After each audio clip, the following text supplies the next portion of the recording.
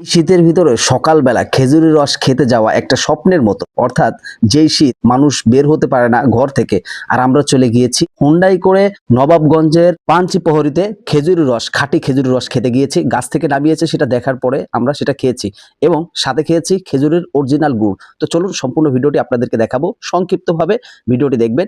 আমরা এই যে হুন্ডাই চলে যাচ্ছি, হুন্ডাই এখান থেকে নবাবগঞ্জের সেই বারৈখালী পার হয়ে আমরা হাগরাডি পার হয়ে আমরা পঞ্চপ্রহরীর ভিতরে ঢুকে গিয়েছি। ইতিমধ্যে দেখেন রাস্তাটা কি অমায়িক এবং কি রিক্সের একটি রাস্তা।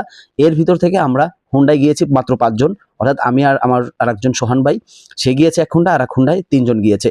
তো আমরা ইতিমধ্যে খেজুর বাগানের ভিতর চলে আসলাম। খেজুর বাগানের ভিতরে এসে দেখেন কত খেজুর গাছ আমাদের জন্য এই যে রস রেখে দিয়েছে।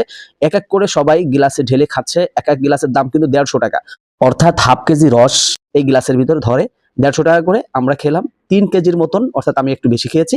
যাই হোক, খাওয়ার পরে আমরা তার কাছ থেকে অরিজিনাল খেজুরের গুড় খাইলাম এবং সেই স্বাদ এবং অসাধারণ, 1200 টাকা করে কেজি। যাই হোক, খাওয়া দাওয়া শেষ করে আমরা একটু ভালো মুহূর্ত, এই শীতের ভিতর হলেও একটু মজার মুহূর্ত কাটিয়ে খেজুর রস শেষ করে আমরা আবার আমাদের গন্তব্যের দিকে রওনা দিলাম। যদি আপনারা কেউ খেজুর রস খেতে চান ঢাকা নবাবগঞ্জের ভিতরে, তাহলে আপনারা পঞ্চপ্রহরী এদিকে চলে আসবেন, অরিজিনাল খেজুর রস পেয়ে যাবেন ইনশাল্লাহ। যাই হোক দর্শক, আজকের ভিডিওটি আপনার কাছে কেমন লেগেছে এবং এই শীতে আপনি খেজুর রস খেয়েছেন কিনা অবশ্যই কমেন্ট করে জানাবেন এবং অবশ্যই ভিডিওটি ভালো লাগলে লাইক এবং শেয়ার করে দিবেন এবং আপনার মন্তব্য আশা করছি। তো সবাই ভালো থাকবেন, সুস্থ থাকবেন। তো সেই সাথে তাদেরকে ধন্যবাদ যারা আমাদেরকে এত সুন্দর একটা মুহূর্ত উপহার দিয়েছে, বিশেষ করে সুমন ভাই এবং আমাদের সোহান ভাই। তো আপনাদের জন্য দোয়া এবং শুভকামনা। সবাই ভালো থাকবেন। আসসালামু আলাইকুম ওয়া রাহমাতুল্লাহি ওয়া বারাকাতুহু।